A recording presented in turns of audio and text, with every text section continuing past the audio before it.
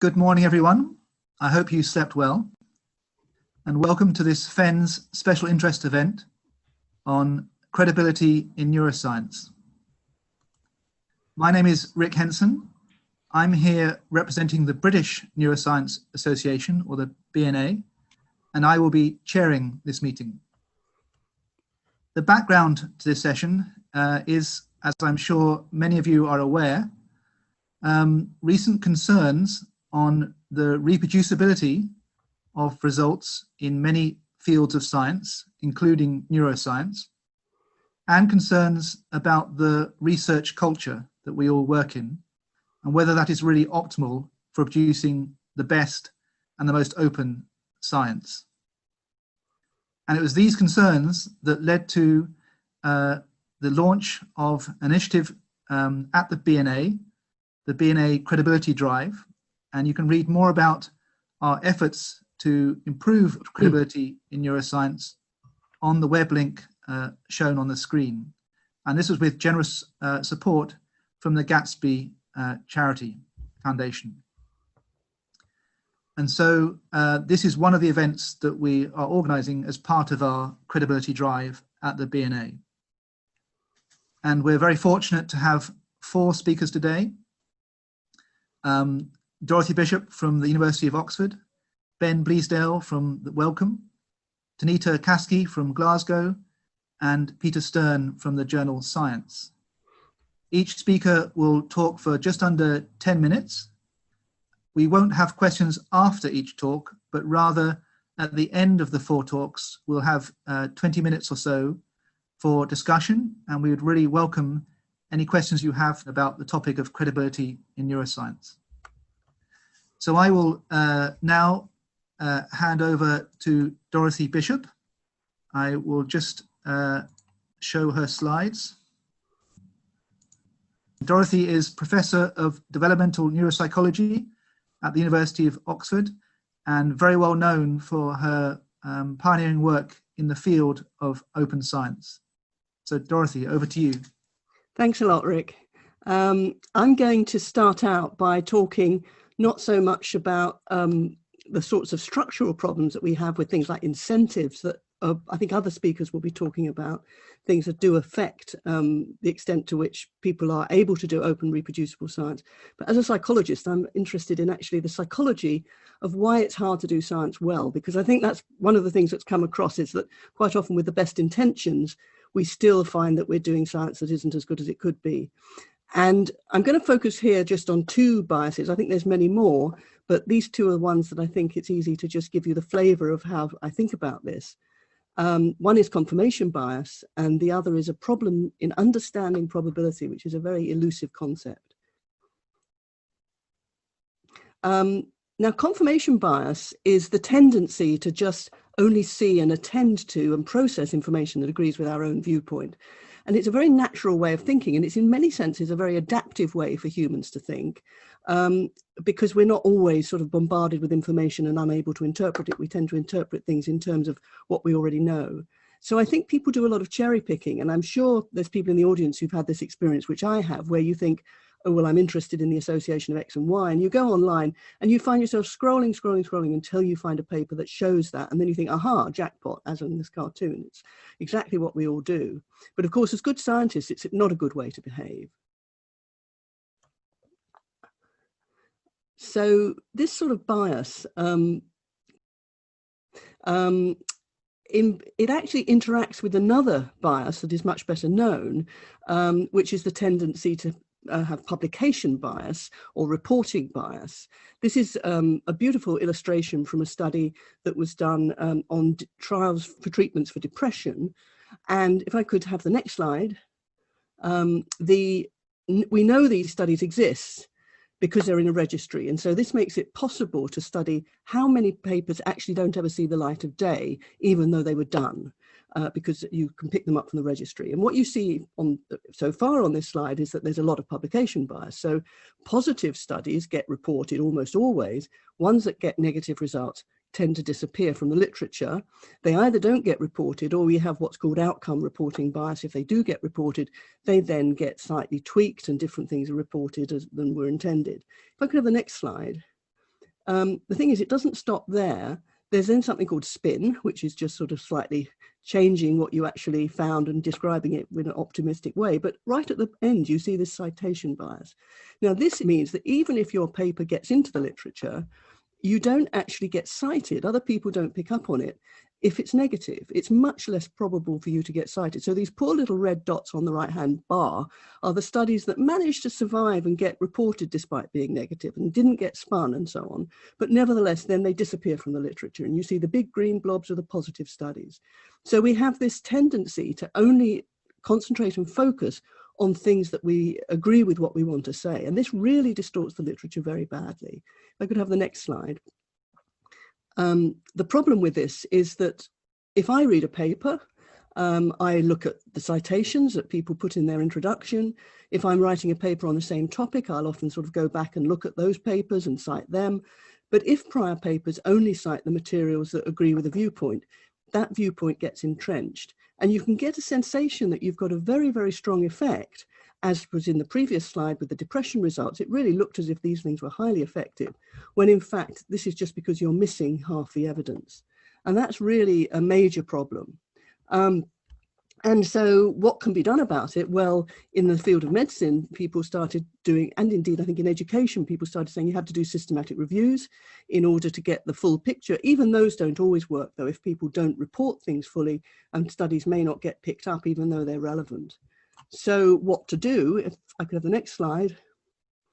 I would say my advice to those starting out in research is to obey this motto of the Royal Society, nullius in verba, don't take anyone's word for it. Because time and time again, I'm finding that junior people who are getting very interested in open science and reproducibility are getting interested in that precisely because they have gone into doing a PhD thinking they have a solid finding to build on. They've read something in the literature, they think it's true, only to find that they can't actually reproduce the original finding. And it can take them 3 years to realize it's not their fault that they can't do that. And so people are actually trying to build on very non-solid foundations as a consequence of this confirmation bias, which is distorting the literature. And we need to tackle that. And I think we need to tackle it with more systematic reviews and more encouragement of people to publish null results, but also to cite them.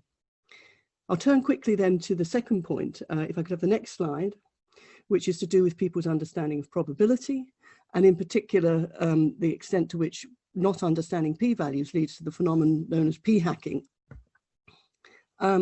This is just a set of data which is the sort of thing you might see. You do an experiment and you're interested in various compounds and whether they improve memory in rats. Or they could be brain regions, or they could be genes. There's all sorts of things. You could be looking at a suite of these and you get results like this. Now, I think, you might ask yourself, what would I do if I got results like that? I think a lot of people would say, well, look, we've got 2 compounds here that are having a positive effect. And you'd focus on those and you'd report that and you tell a story around that. The problem is that that is not really valid. The way to think about it is to say, not just in terms of the individual results. You can think of it an analogy with a game of poker. There are various, poker's been great for understanding probability. I mean, card games were the original way in which people started studying the whole idea of probability, because you can work out how likely it is over a long set of runs that you will get different types of hand. And this is a thing called a 3 of a kind, which has a probability of 1 in 50. Next slide. Suppose somebody comes along and tells you, I can deal 3 of a kind just by thinking about it. I'm sort of telepathic or something. And he sits down, he deals you 3 of a kind, and you would think, wow, that's impressive, because there's only a 1 in 50 chance. However, if I have the next slide, if you then realized he'd walked around the entire theatre doing this with everyone, and you were the only person where it actually worked, you would not be impressed. The surprisingness of that result isn't a feature of what the probability is, which is 1 in 50. It has to also take into account how many tests were conducted. If I could have the next slide. So the key error that people make is to treat a p-value attached to a particular result as an indicator of the importance of a finding without taking into account the context in which that result occurs, which is in this case, in the context of 16 different tests. So these data were actually simulated from a random normal distribution with a mean of 0, a set of null results. And a lot of people, when you show them this, they're really quite surprised. They say, well, how did you get these fluky results that have these little stars attached and are statistically significant at 0.05 and 0.01? The point is that individual things will pop up with a rate of 1 in 20. And what you're actually testing, if you do a study like this, is not the significance of the individual compounds. It's whether any of them is actually coming out as significant from the whole set. And to compute that probability, you really need to work out the probability that none of them would come up, despite there being a 0.05 chance of one of them coming up, and subtract that from 1. And then you realize the likelihood of finding something in a set of data like this is much, much higher. It's about 0.6. It gets more and more the more things you're looking at. I don't know whether we've lost Dorothy momentarily. Okay, I think unfortunately we have a technical problem, so I will move on to the next speaker.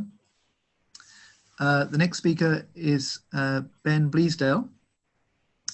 So Ben works for Wellcome, who, as I'm sure you know, are a large charitable organisation that fund a lot of research in the UK and worldwide. And Ben is the Senior Policy and Advocacy Advisor at the Wellcome, and he'll talk about reimagining research. So over to you, Ben. Thanks, Rik, and it's a real pleasure to come and join this session this morning. As Rik says, I'm part of the team at the Wellcome Trust, and specifically I work on our research culture work, and this is done under the brand of Reimagine Research, which maybe some of you have seen on social media and other places. But for us, it's really a chance to look at Wellcome's role as a funder in influencing culture in all its different forms, and that certainly includes for us research integrity, credibility, and all those ideas around the structure of research itself, as well as behaviours. So today I just wanted to give you a quick run through of some of that initiative to show the data we've been collecting and to give a sense of where Wellcome thinks we need to go next as a funder. So we began this work early last year, and the kind of firing gun was an article from our director, Jeremy Farrar, talking about what he called warning lights on the dashboard. And in this article, he talked about many of the positive things he sees in science and culture, and the fact that he thinks that research endeavour brings out lots of wonderful features in people's reality, but actually that he saw increasing warning lights that he thought were worrying, and that suggested that there was an insustainability in the science itself.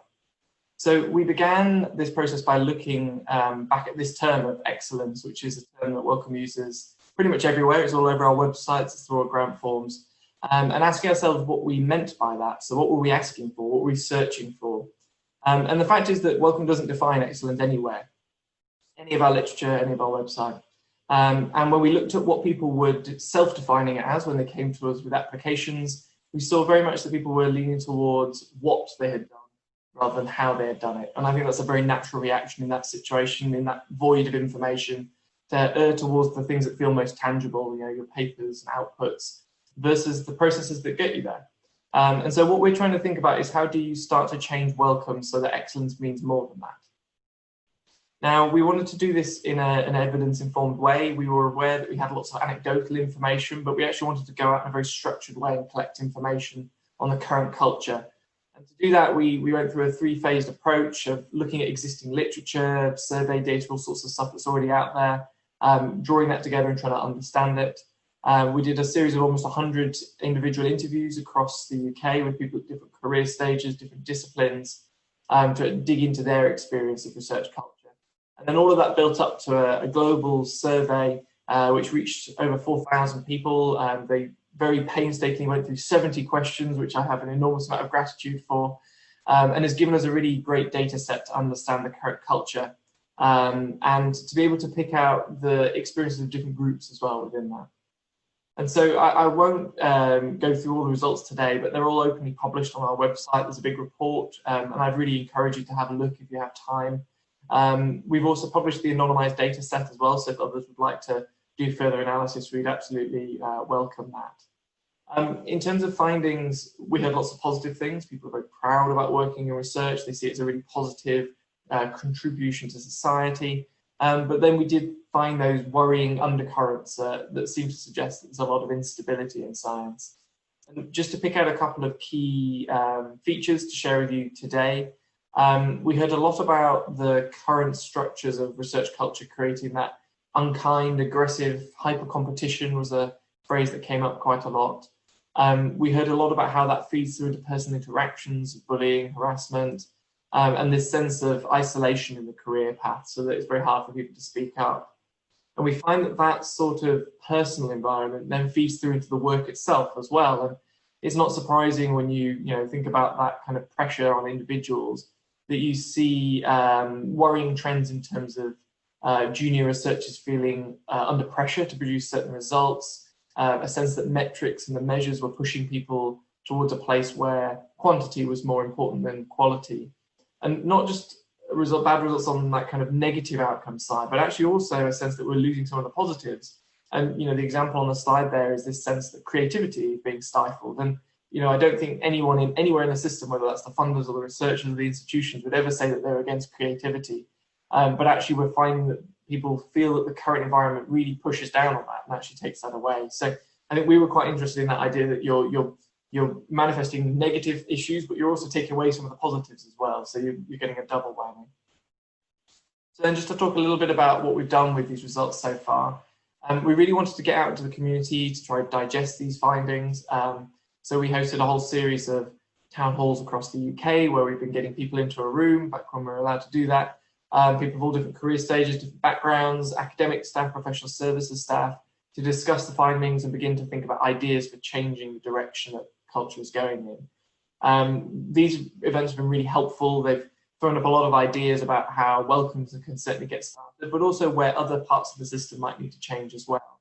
And we've heard lots about things like teamwork, low visibility for certain staff, an enormous amount about trust and this belief that actually the current system has whittled away at that trust between researchers, institutions and funders, despite the fact that we're all in the same business. So we also heard lots of wonderful things as well, and I think that was one of the most gratifying things about these town halls, was we heard about lots of fantastic initiatives being piloted or embedded in different institutions, and a big takeaway for us as a funder was to think about how we can help with those and be a useful partner, not to get in the way or replace, but actually to get behind some of these fantastic things and trumpet them as a real success.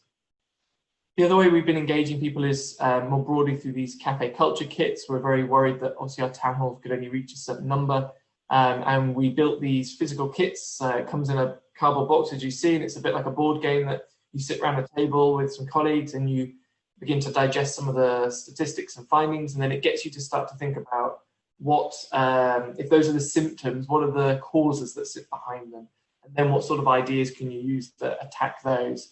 And then to again begin to attribute what do different parts of the system need to do, individual researchers, senior leaders, institutions, publishers, funders, to try and show the fact that actually a lot of these problems need combined efforts.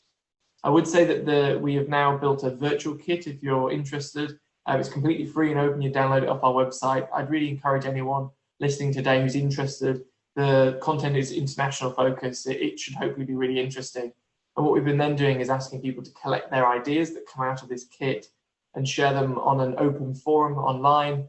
The idea here is that people can come online and share the ideas that they've begun to develop with a bit of a comment, and that people can come on, like them, add their own comments and feedback. And it's developed into a really nice online community. And Wellcome is using this as a source for all of our ideas about what to do next. And the idea is that we're then sharing it with other big organizations to try and encourage them to do the same. The last thing we've also done is go out and talk to many of the advocates that are already out there in the community who've been talking about this for a long time.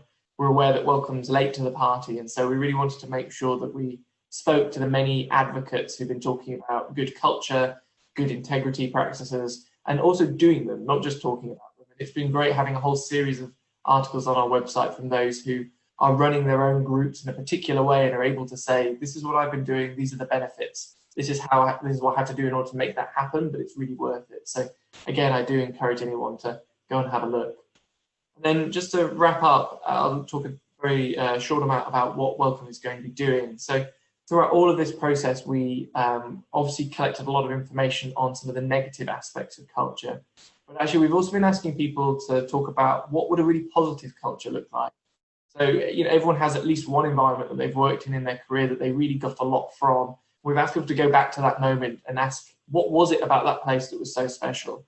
And try and build this vision for a positive research culture so that Wellcome can be held to account.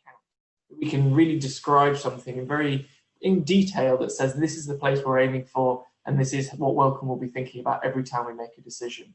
And I think the nice thing is that with that framework in mind, we're able to work much more strategically in our actions that we take. And we're very aware in the past that Wellcome has taken endeavours to try and improve culture, but often only in one of these three levers. And actually, it's my belief that you need to be working with all three to have an effect. It's fine to require something, but actually you need to be rewarding good practice as well as trying to bring the baseline up, and then offering support that helps bridge those two. So that's what we'll be doing in the years to come, and we're thinking very carefully in the next couple of months about how we can reformat everything in terms of how Wellcome operates and build a system that begins to channel positive culture, incentives and requirements all the way through at every stage. As I say, it's going to be a hard process. We're seeing this as a 10-year goal, a 10-year process, but our hope is that we can really make some meaningful change. And I'll stop there and hand back to Rik. Thank you. That's great, Ben. Thank you very much. For those of you who have just joined us, just to remind you that we're going to take questions at the end after all four talks rather than after each individual talk.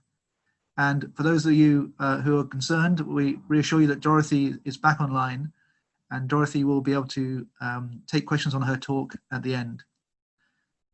So our third speaker is Tanita Casci, who is Head of Research Policy at the University of Glasgow, where we all wish we were right now, rather than being stuck in our rooms at home. But anyway, it is what it is. And thank you, Tanita, for agreeing to take part. Over to you. Thanks, Rik. And you should see the sun in Glasgow, people. Good morning, everyone. So yes, so as Rik said, I'm the Head of Research Policy at the University of Glasgow. And so I'm going to take an institutional perspective on, I guess, replicability, quality and culture more generally. And so my role at the institution is quite wide-ranging when it comes to research. I look at things from answering sector consultations to strategic recruitment, skills development from PGR students to senior profs, and just more generally trying to put actions in place that improve and update our research practice, and more broadly still creating the environment in which researchers can succeed. Now, I work in partnership with the Vice Principal for Research, so the ideas we come up with translate almost directly into action, and actions is what I'm going to be focusing on today, and the number of initiatives that Glasgow has put in place to try and improve quality, to increase public trust in our research, and actually more genuinely creating a genuinely successful environment for our researchers. And I should say that I actually spent 12 years working as a journal editor. I was a commissioning editor in genetics and genomics for the Nature Publishing Group, as it was then, so I've seen that part of the business as well. I think it's fair to say that we haven't covered ourselves in glory when it comes to convincing the sector that our science is as good as it can be. We've perhaps been lured by invalid proxies for what constitutes quality, perhaps being focusing on productivity rather than quality or rigour. And we've sort of tolerated a situation in which credit does not always flow to those who deserve it. And so perhaps collectively, we've almost slightly lost sight of what it is that we're here to do as a university. We're here to create knowledge, to change society, and to develop the people that create knowledge and change society.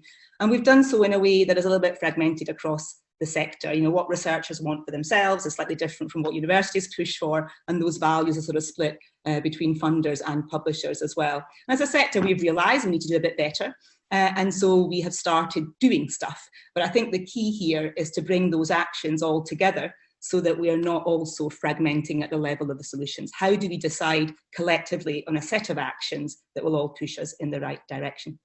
And so before I move on to describing some of the things we've done at Glasgow, I just wanted to show you what it looks like from a university perspective to try to improve quality. We are required to report on different aspects of our research activities, and some examples are given here around integrity, evaluation of research quality, creating a diverse community, supporting careers, supporting openness and funding assurance. And so, from our perspective, it's not just about the way we do research. It's about the whole environment, the whole ecosystem. And so at Glasgow, we I guess, emphasize it and bring it together under the banner of culture, and we try and integrate all of these different strands. And so what I've written here is that the biggest impact we can make on research quality is actually making those sustained improvements in our day-to-day research culture. And as I said, we talk about actions rather than policies, and we try as much as possible to coordinate those actions, partly because we can make more of a difference in focused areas, but also partly so that our community, we get the attention of the community as to what we are trying to do. So we've published a 5-year action plan for culture. It's there to communicate, it's there to hold us accountable, and it's also to explain the dimensions of culture that we're talking about. It's about collaboration, it's about career development, it's about openness. And you can read more about that in our statement on research culture, which is open to anyone to look at. And what that details is what we've done, what we're going to do, and how we're going to measure our progress. So we shouldn't be asking anyone to do anything unless we're supporting it. And that's, I guess, one of the principles that we adopt. So I've got here a few examples that I will go through in a bit more detail in the next few slides. The first thing we'd like to do, that we have done, is to ensure that credit flows where credit's due, and we have embedded the credit taxonomy in our institutional publications repository. We champion openness as a route to quality. The more we share, the more we are visible, and the greater the quality will be. And then how do we bring that together in our reward and incentive system? So how do we bring together the values in our promotions, in our annual appraisals, in our recruitment? And then briefly, I'll touch on some of the results of our staff survey that tells us how well we're doing and where any additional attention is needed. So just to start from credit, if you're not familiar with this, then it's 14 high-level descriptors of the contribution that an author has made to a research endeavour. And it looks a bit like this. So one contribution might be writing a draft or data curation. And there's a simple sentence there that describes what that role is. And the idea is to make that much easier for co-authors or collaborators to agree on who did what, and for that to be documented in the manuscript itself. So why do we want to do this, and what's that got to do with quality? Well, clearly credit is a good thing in and of itself. But from Glasgow's perspective, what we're trying to do is improve research practice generally, as I said, making it easier for people to agree and avoiding disputes and allegations, but also to improve research quality. You know, credit comes with accountability and responsibility for whatever it is that one has put their name against. And that transparency drives quality. It drives quality because putting stuff out there allows more ideas to circulate, but also the fact that something is open to scrutiny might also mean putting more effort into the quality of the work and attention into the work itself. It's important for supporting careers. In an author list, people have different roles. Some people have specialist contributions. It's important for those to shine, and also especially for those at the early stages of their career. But we also see this as a mechanism for future-proofing, how we go about communicating our research. The future will not be article-shaped. There'll be different bits and pieces of the manuscript, each with their own citation histories, linking back to the individuals responsible. So the second point really is an extension of the first one, which is how do we encourage openness? As I said, openness drives visibility. Visibility drives reputation. That's what we want. We want to help researchers to succeed, and visibility indirectly improves quality as well. And because openness is often a condition of research funding, we're also supporting our researchers to meet funder requirements. And I've made a note here in green that we have a network of 29 research integrity advisors scattered across the disciplines within our university who support our staff and our students on questions of openness, integrity, and any issues that might arise. Our library is there to support, and so I'll go through this quite quickly, but ultimately the resources and the expertise is there to ensure that individuals have identifiers, that they use these as much as possible in the sharing of their work, both before publication and after, and the different components of their research, as well as using social media effectively for that. And then tracking engagement with their work. So I've written citations here, but I mean anything at all.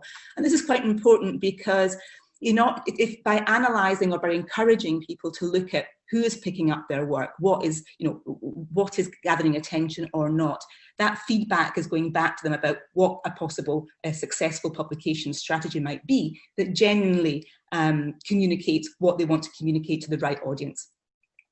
And so how do we bring this together? And so this is an example here of how we use our principles to evaluate research quality in the context of recruitment, but exactly the same thing happens in the context of our promotions criteria and also our annual appraisals. So what we ask applicants to our strategic recruitment schemes to do is to select their 4 most significant publications, so not the whole list, just the 4 most significant ones, and then to highlight in a narrative the importance of that work, and also the contribution that the individual has made to that work. And of course, the credit taxonomy is one vehicle for doing that. It could be publications, it could be other types of outputs, it can also be research impact.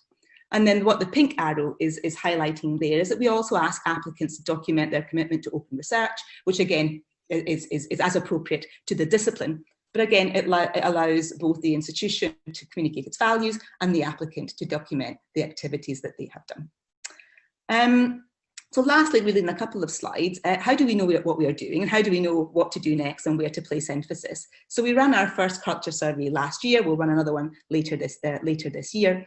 Again, to give us a sense of how we're doing. So I won't go through this in detail, but as you can see, the left-hand side are the list of questions that we asked. Each column in the grid is a different department. And what you can see here is that some departments are quite blue, others are a bit red, blue meaning more favourable responses and red being less favourable. So again, we work very closely with each of the disciplines to look at what's important to them and what needs to be supported better. But just to highlight some of the rows as well. So what's happening across the institution? So if you look at the very bottom line of this, which I haven't highlighted, that's pretty red. And that's about time spent undertaking CPD. And so that's something that we're working on quite intensively at the university as part of the Careers Concordat. But if you look at there, I understand good research practice, that's pretty blue. So that maybe that message has got through, people feel comfortable.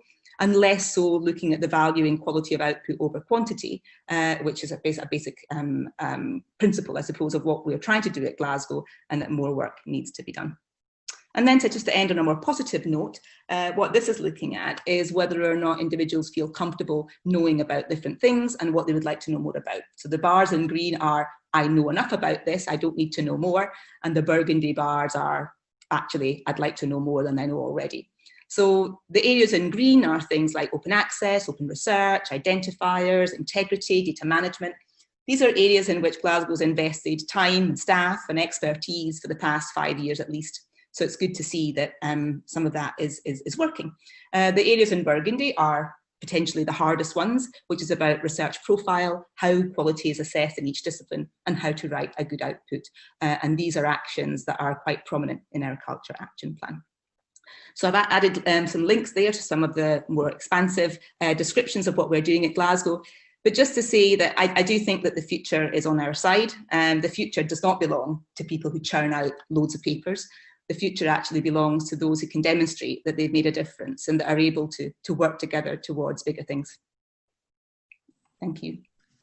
Thanks, Tanita. That's brilliant and a great example of what you can do in a positive way to improve things and lead by example. Okay, we have one more speaker and we're going to attempt after Peter's talk to go back to Dorothy's and see if we can finish her last couple of slides because of the internet problems we had.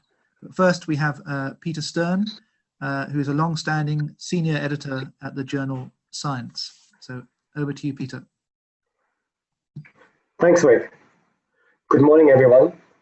Of course, the whole topic of credibility in neuroscience, or let's say credibility in science in general, is very close to the heart of our organization. The mother of science is SSS, and there is the word advancement of science in it. So we right from the beginning thought that this is something where we have to get active. And when the whole credibility problem appeared in the public domain, we started right away. We organized a number of workshops. I think it was 3 workshops, and we always sent science editors as participants. We organized it together with active researchers in the field. We also invited grant-giving organizations, charities, other publishers, very important, and the National Science Foundation and the NIH, just to first find out where are the problems, and how can we deal with them. In quick succession, we had two editorials by our then editor-in-chief. At that time, it was Marsha McNutt. And Marsha was trying to draw the attention of the wider scientific community to the problems, but also not only drawing the attention to the problems that there are, but in a more positive spirit. How can we solve them? What can we do? Is this a kind of challenge for the community, and how do we go for it? Around the same time, what we started internally was, we have a board of reviewing editors. Some of them were active already yesterday during some of the sessions. We decided to invite also several statisticians to join the board. So they were also involved in the screening early on of the papers. And we have statisticians in different fields, from astronomy all the way to life sciences and psychology. And these guys are really helpful. At the same time, we also started, when we sent papers out for peer review, to invite statisticians to look at the papers in depth. Very often, they are not experts in the field. So when I write to the person, I say, look, I know that you are not a neuroscientist. You have never recorded from nerve cells, but please look at it from a statistical point of view. Did they do the right test? Are you allowed to draw these conclusions when you have this set of data? And these people are very smart. They can very easily abstract and try to get to the core of something. Soon after that, we published a number of policy forums where people were asking for increased standards. So what can we do as a community to raise the standards in general? And are there special subsections that need more help? We were trying to investigate the underlying causes. So what is behind this credibility problem? And we've heard already from Dorothy talking about the human bias, so that's the human side of every researcher. But we were also trying to understand how much of this is system immanent, how much of this is a reaction of how the scientific system works at the moment. Around the same time, we joined forces with, you probably have heard of the Open Science Collaboration, where they did a huge reproducibility program. At that stage, it was reproducibility in psychological sciences. And you see neuroscience is pretty close related to psychological sciences. I remember the first credibility questions came up in the biosciences in general, but psychology very quickly noticed that they have a problem there. So we published this enormous paper that made a big splash, but to foster the overall transparency, and I would like to say the discourse in the field, we also published pieces that were critical of these reproducibility attempts. In this kind of scientific to and fro, in the overall discourse, I think what we managed to do is increase or raise the standards in general. This is now a piece that was not published in Science, but I would recommend nearly everyone to read it, from Danny Kahneman. A few years ago, he wrote this commentary piece called A New Etiquette for Replication. The kind of very humane aspect where he tries to show both sides, the people who've done the original work, the people who are trying to replicate it, and you can do this in a positive collaborative spirit, or you can do this in a kind of being only critical about your colleagues. So what we have done recently is we have joined forces with a number of other journals and platforms, and we developed a so-called checklist. This is called the Mdr Checklist. Other publishing houses or publishing groups have done similar things. There is, for example, Cell Press has the STAR methods, and I know that a number of the Nature journals have these research reporting summaries. a little bit about checklists. Some of you may have heard a few years ago when Atul Gawande gave the REEF lectures, and he was talking about how you can introduce checklists in different areas. They were originally introduced by pilots, and it makes sense. I mean, when you're flying a plane, you better double check and you make sure that you haven't forgotten anything. So they worked through these checklists, and from there, you can easily introduce this to other fields. Gawande was talking about how surgeons took over this checklist approach.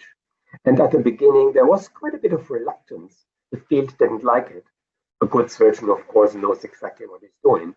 But over time, people were persuaded that this is really reducing the amount of human error. And I recently heard a talk in my college where someone was talking about broader applications of checklists in medicine. And again, after some reluctance, they are enthusiastically taken over. So we were thinking about the same. So, and this is a bit of an unfortunate acronym, Mdr. It stands for Materials, Design, Analysis, and Reporting. And this is to foster transparency in general. So what we do is we send out these lists to the authors, and they can then go through them, which again is relieving you in many ways because you don't have to think about it. You get the checklist and you can go through it. Someone else has already thought of all potential possibilities. I'll give you a few examples. For example, materials. So people have to document the antibodies. Where does the antibody come from? Which is the company? Which batch number is it? Cell materials, cell lines, primary cells, primary cultures, experimental animals.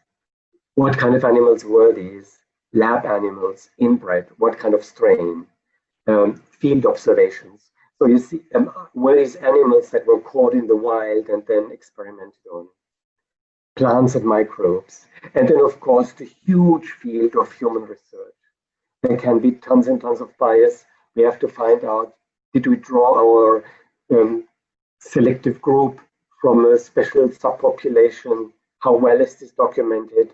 How many people dropped out? And so on. So in that case, we provide the list and the authors just have to go through them, fill it in, which relieves everyone. And it makes it much easier in the terms of what I mentioned earlier, transparency, because then others can go over it and replication becomes much more like norm. You can immediately double check and see. And if there is something that has not been fully documented, you can always go back to the authors directly and ask them.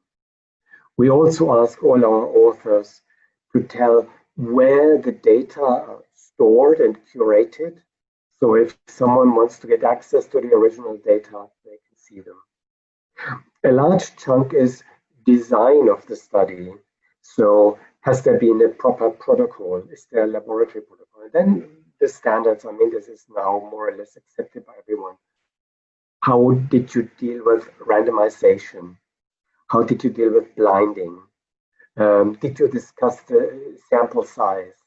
So we encourage people to get in touch with statisticians at a very early stage before you even start the experiments, so that you get an idea of how many experiments will you need, how many different animals will you need, and so on and so on. Were there inclusion criteria? Did you chuck out certain data? Why did you do this? So this is for D, design. And then, of course, is the big part, analysis. What kind of statistics did you use? Is this a specially written statistical program for this question? Or did you use a software package from one of the big providers? Did you create special code? Is the code publicly available? So you can go through all in all. And the last point is reporting. So we have to adhere to the community standards. In the different fields, there are different standards. I'm just thinking, for example, all the people who do X-ray crystallography.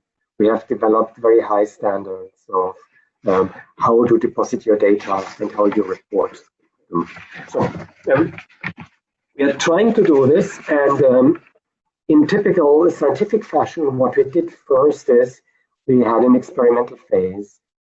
So we randomly assigned the Mdr lists to a number of papers. We asked the authors to provide the results. We also asked the editors to do this. And then we analyzed afterwards the feedback. And once we were happy with it, we then rolled it out, and it's now becoming standard for everyone. A very final note, I think in general, we have to look at it from a very positive point. When I see the papers that have come in over the last years, I slowly see that the standards in most fields have been raised. And very encouragingly, especially the fields that had most problems, they seem to have pulled up their socks and done most. So when I see, for example, a lot of psychology papers come in now, it seems to be the new norm in the field that studies have been pre-registered, that people are really trying their best to improve this. So I think we should also give credit to the community that has seen there is a problem and we are trying to deal with it. So that's it. Thank you, Peter. Yeah, good to finish on a positive note that there is change happening, but what more can we do to improve things? So a few people have asked for Dorothy to finish her talk.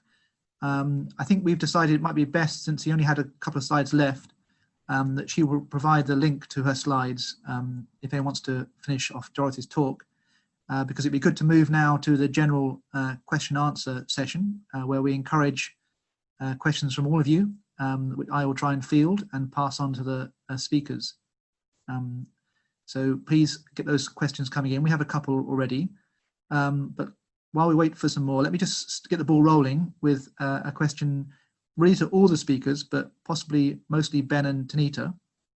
And that is how to get this donkey moving. Is it what's best, a carrot or a stick, or both? So in terms of a stick at the level of universities, departments, you could, for example, not allow researchers to publish papers until they've shown they've deposited the data and the code. At the level of funding bodies like the Wellcome, you could not give grants to people who don't show this in past performance. Obviously, that's an extreme view, but that's the stick. Or there's a carrot. Is it better to incentivize people to behave better, possibly, or more openly, or more transparently? And so it'd be good to hear if you have any ideas about other incentives that can be used to move the donkey. So yeah, a rather vague question, but I don't know if any of you want to chip in or just raise your hand or unmute yourself. Ben? Sure, if I kick off with some thoughts. I mean, I think you're right, it is difficult. You know, you're fighting against a very established, ingrained approach that people are very used to. And I think from Wellcome's perspective, we've got some sticks already. We've got a zero tolerance policy on bullying and harassment, which I think is absolutely essential. And I think you have to stick by that and use it and see it implemented when appropriate.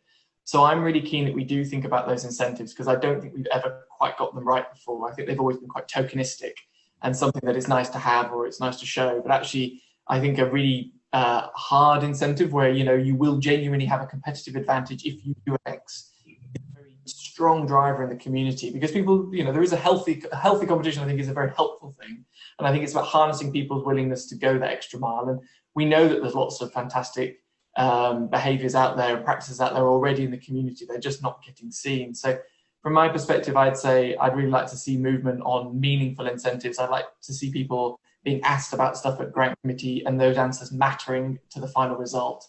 And then, you know, just to finish off my answer, I think what you'll then see, I hope, is that people will then be able to start curating the evidence to show those things, such that you get that evolution over time to people feeling very comfortable about talking about management practices, just as an example, integrity practices. And so for me, it's that if you can get those incentives in there, you'll see people curate the answers so that in the future it becomes much easier and standard. Tanita? So the question was about carrots and sticks, and I think my talk was mainly about carrots. And it's not that I don't believe in sticks. I think we should keep the sticks to an absolute minimum. And I would agree with what Ben has said there, that there's a right moment in which, in the evolution of either a department, a division, or an institution, at which you move to the next stage. And knowing your institution or knowing your discipline will be key to knowing at what point you can push them just beyond where they are now, where there's to get there.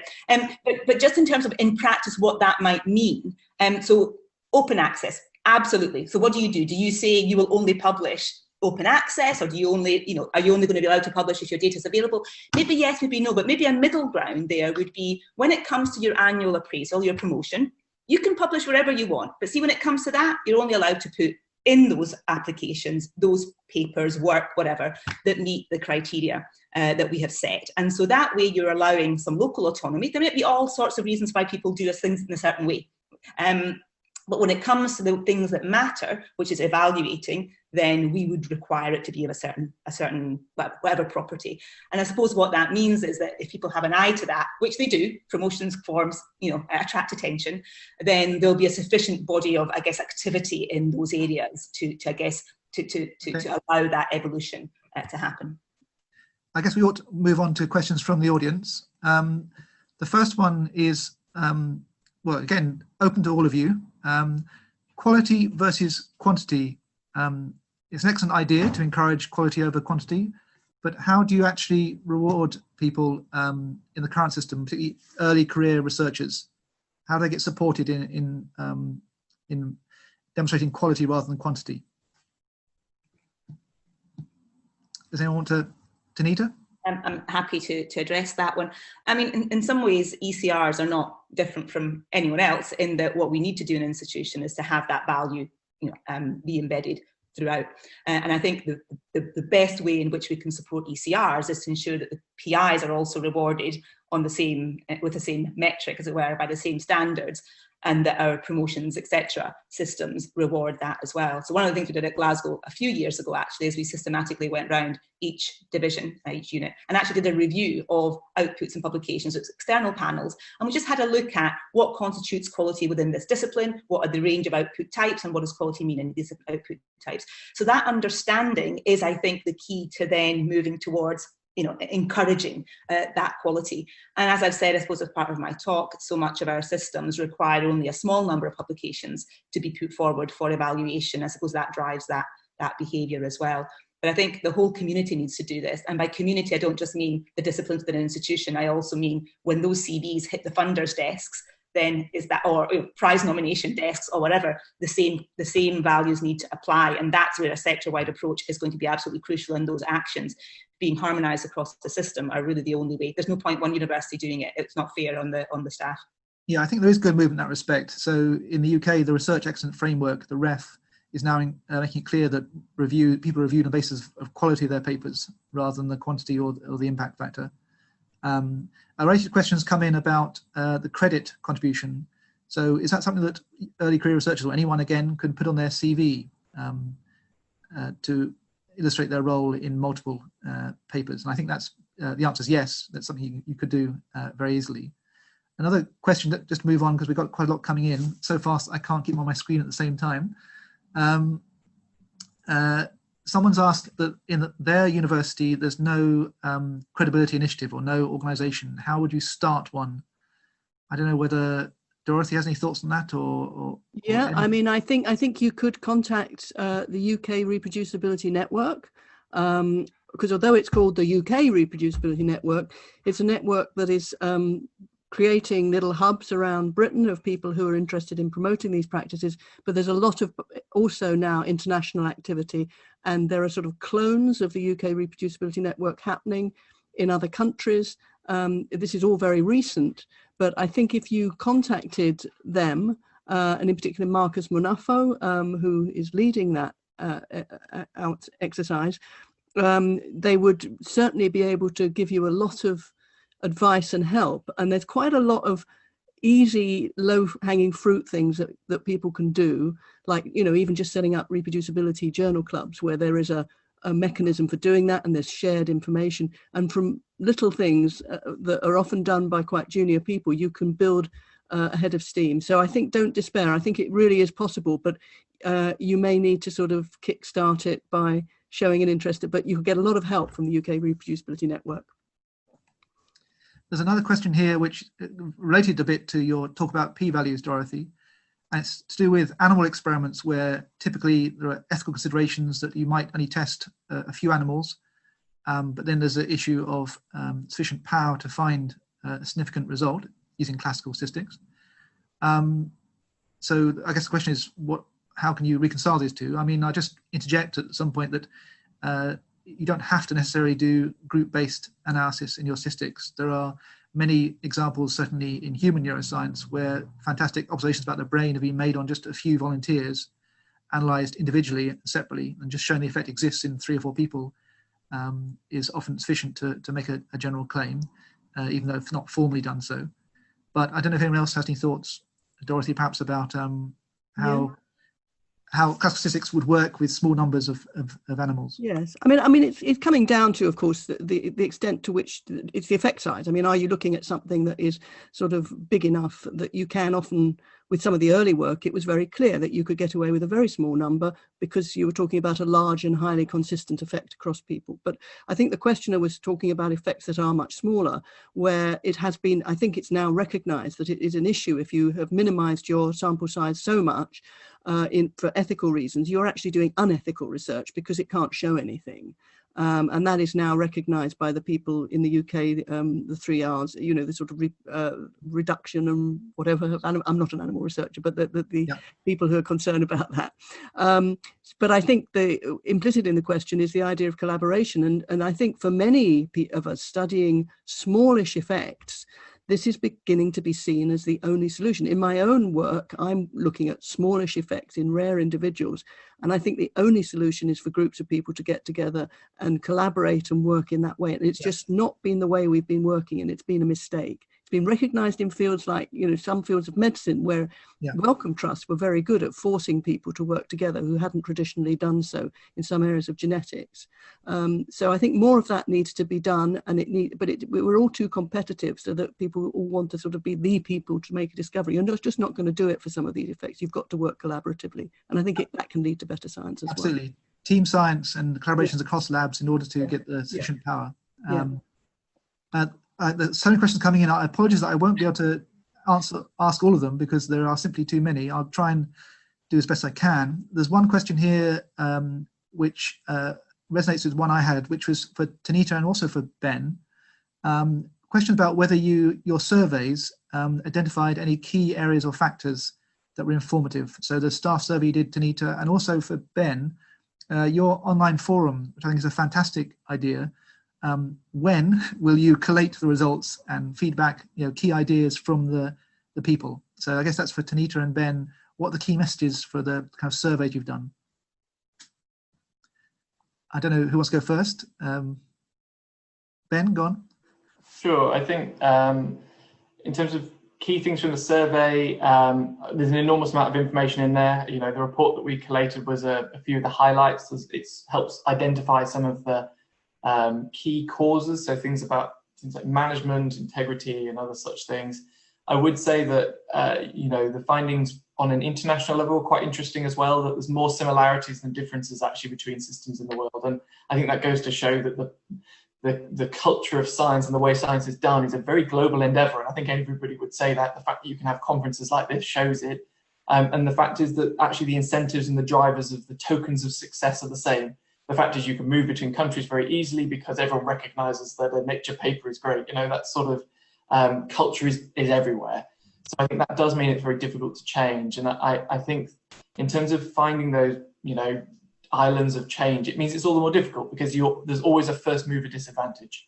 And it's been really interesting hearing about the initiatives around the country, around the UK, for example, that are doing things differently, are having to push back and against the tide. And I think Wellcome is trying to find out how do you be part of that movement rather than against it. So yeah, I think those are kind of the key findings. I'm sorry, Rik, I've forgotten the second half of the question in answering. Well, I think it's a great answer. Thank you. I think we probably have time for one more question. We will stay online a bit longer if people want to go beyond the allotted time slot. But there's one more question. Again, apologies to those who asked questions that I wasn't able to field in time.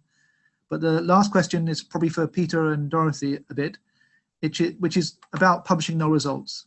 So the problem that Dorothy highlighted, and an issue that comes to publishers as well, is how do we encourage more publication or making awareness of null results?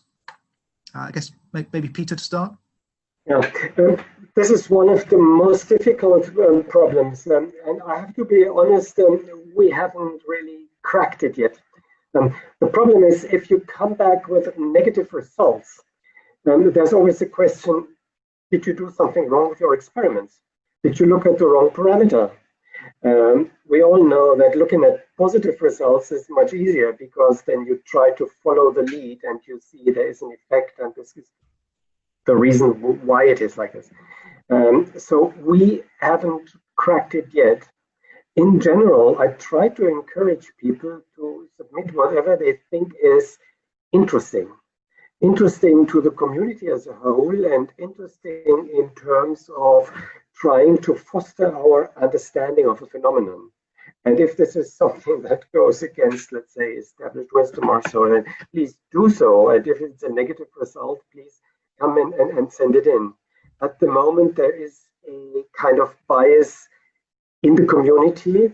People tend to send things to me when they have a positive result. And also during the review process, very often people come on, this is a negative result, this is a null result, it's of no interest. I think we should probably get together with a broader group of people and say, what can we do and how can we change our incentive structure? But can I just say, I don't think it's about incentive structures. I think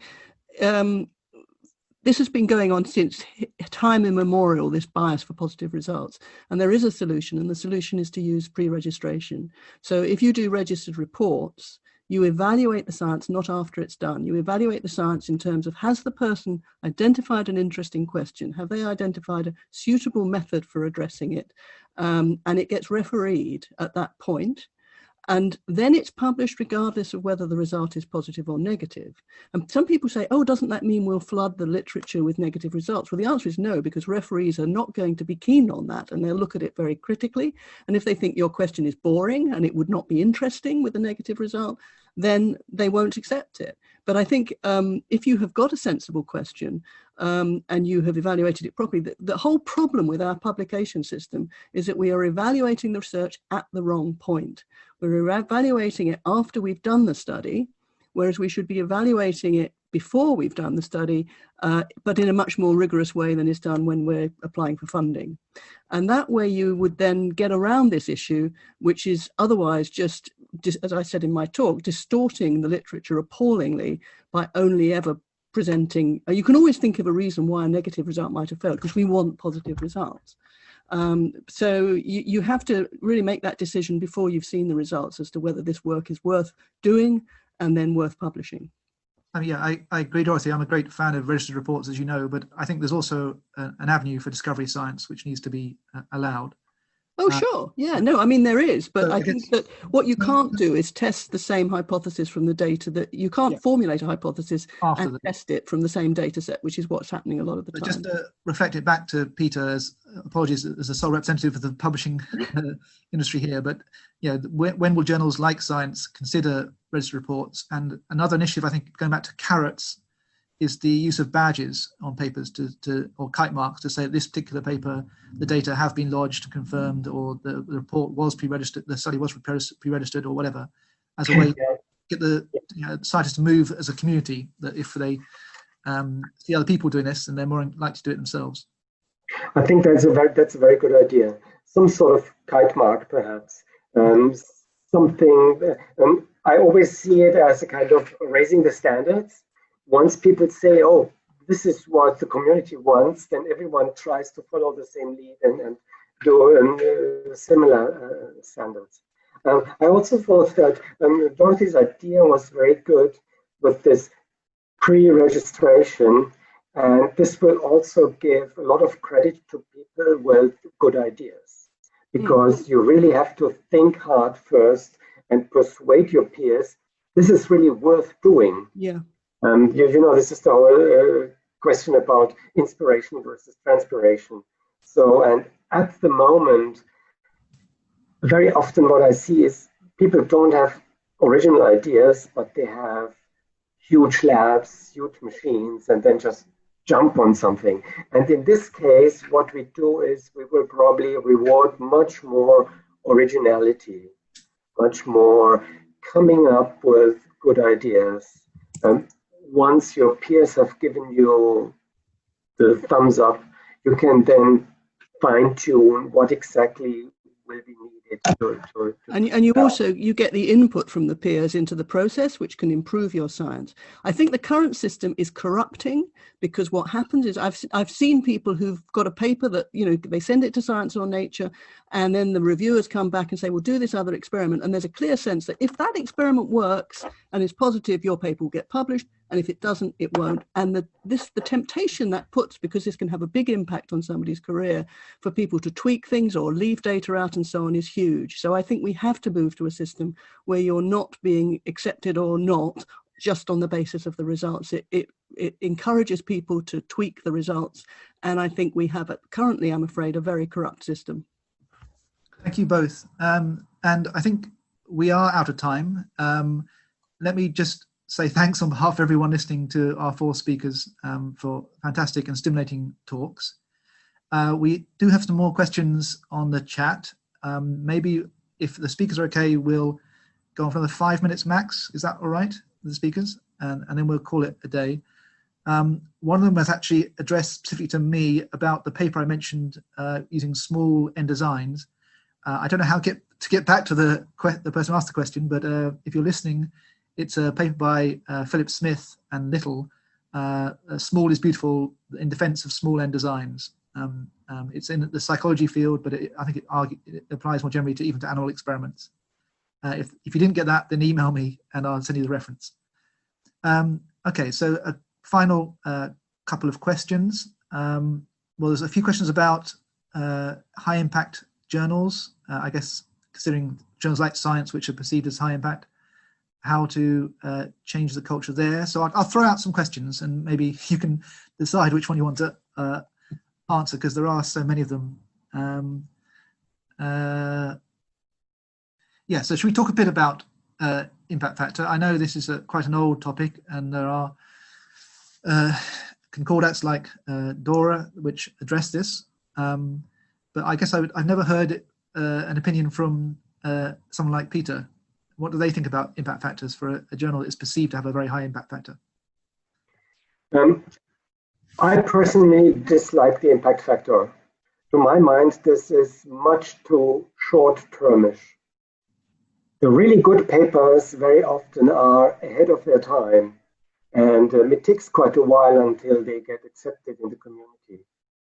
This is a few years ago. I had an intern, and we went through all the papers I published over probably 2 decades, and we were looking at when do the papers get taken up. And the papers I'm proudest of are not this kind of quick up and down, but the ones that at the beginning were just registered. And I had, for example, 2 papers.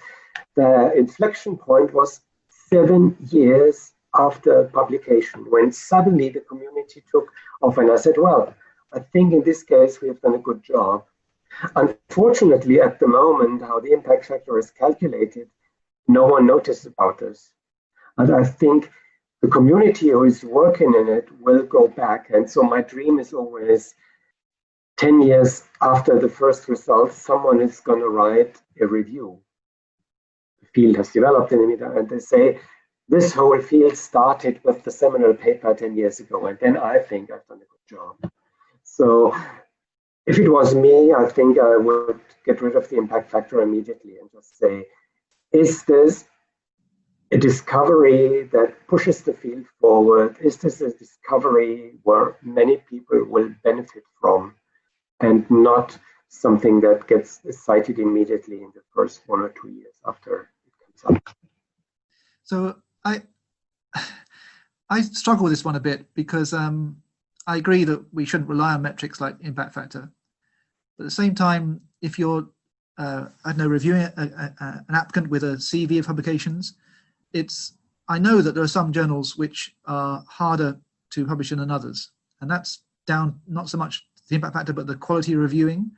I mean, of course, there is an argument that everything should be published and review should, for example, be post-publication. But if we are trying to evaluate individuals, for example, on their CVs like Tanita was talking about, and yes, we should encourage transparency and openness in people's CVs and give evidence that they can do this, and they should obviously write the 4 papers that they think made a big impact on the field and explain why, rather than citing the journal as sufficient evidence for having impact. They should need to spell out the impact their papers have. But at the same time, we often have to rely on some kind of metric. Is it wise to completely throw away or ignore the impact factor? It's certainly not sufficient, but is it helpful at all in evaluating a scientist's productivity, or not necessarily productivity, but their influence in the field? Because some journals, as I said earlier, have higher standards than other journals. And unless we change that whole system, how do we reward behavior that leads to papers being published in some journals, not others? So I guess, sorry, a very well-formed question, but you're then evaluating somebody by the company they keep rather than by what they actually do. I mean, I think I am less. I think there may be a role for evaluating, for example, whether something gets cited, although that's very field specific and sometimes a bit. But it has this long term. The problem there is that you have to wait 7 years. But otherwise, I think if you do what they're doing in Glasgow, and you or again at the Wellcome Trust, I know with their fellowships, you ask people to produce their best papers and then give you a sort of 100-200 word summary of why that is a good paper and what it's shown. I think that's more valuable than knowing the impact factor of the journal that it occurs in, because I mean we know those impact factors are skewed by a very small number of papers with a very large number of citations that really took off like rockets, and that there are many papers in high impact journals that are not particularly impressive. But what do you do if a candidate says that their paper, which was published in, I won't name a journal, but let's say a journal that is perhaps not seen as so hard to get into, and say it made a huge impact in the field, but how do you know they're telling the truth? Well, you read it and think, is it any good? Yes, you can read it, but you don't know whether, if it's not exactly. I've had this experience because I've been reviewing papers for REF, and I do read the papers. But if it's outside my area of expertise, it's hard to make a informed decision about. That's why REF is nonsense. Oh, okay. Well, that's another debate. We'll save that for another time. I think we ought to probably wrap up since it is getting late. But I don't know if anyone else is still there, in fact. But anyway, thank you again to all the speakers and to FENS for organising this, and the BNA and the Gatsby for supporting it. And I hope to see you all around virtually in the rest of the FENS conference.